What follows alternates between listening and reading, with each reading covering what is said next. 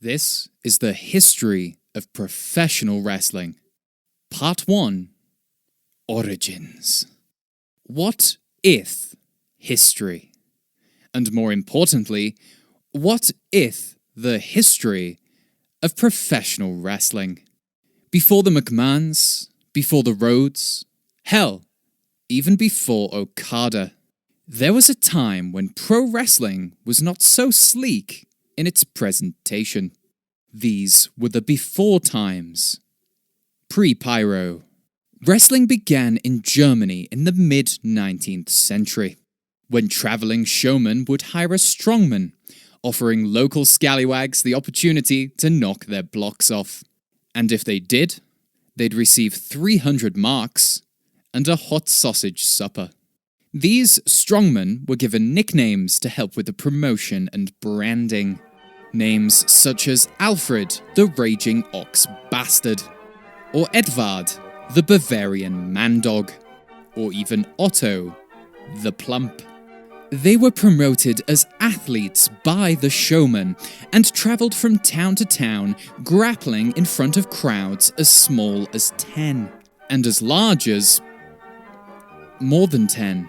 Eventually, the showman stopped having the strongmen bash members of the public to bits.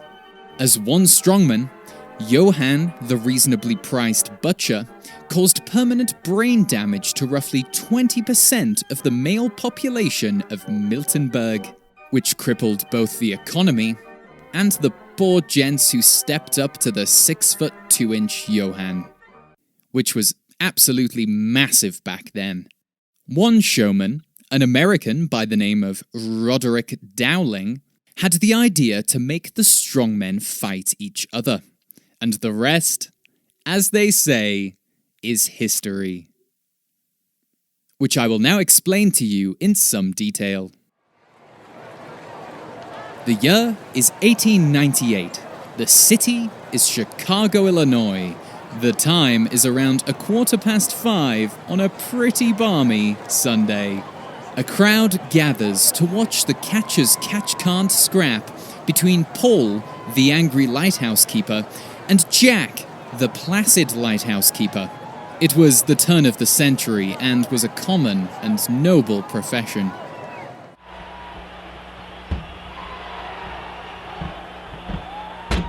The crowds watched in wonder as the two men locked up and grappled atop a pigskin mat. There were no ring posts or ropes as they simply hadn't been invented yet.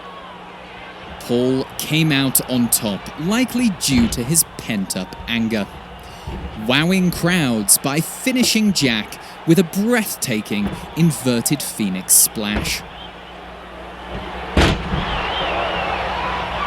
It was over a century before this move was ever used again, as Paul landed both on top of Jack and the very tip of his own spinal column.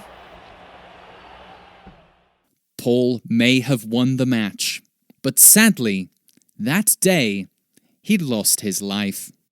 Paul will always be remembered as the man who won the first sanctioned professional wrestling match, and as the surly keeper of the flame atop the great lighthouse of the Chicago Harbor.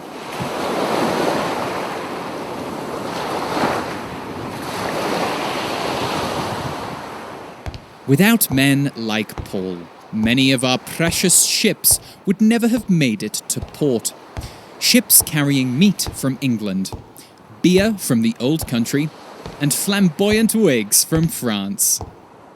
As I stand here and watch the lighting of the Great Flame, which today involves the flicking of a switch and protrusion of a 10,000-watt beam across a salty sea, I'm reminded of Paul and his bravery, and I'm left to wonder, did he practice his inverted phoenix splash by jumping from this very tower into the ocean below? And if so, why didn't he practice more?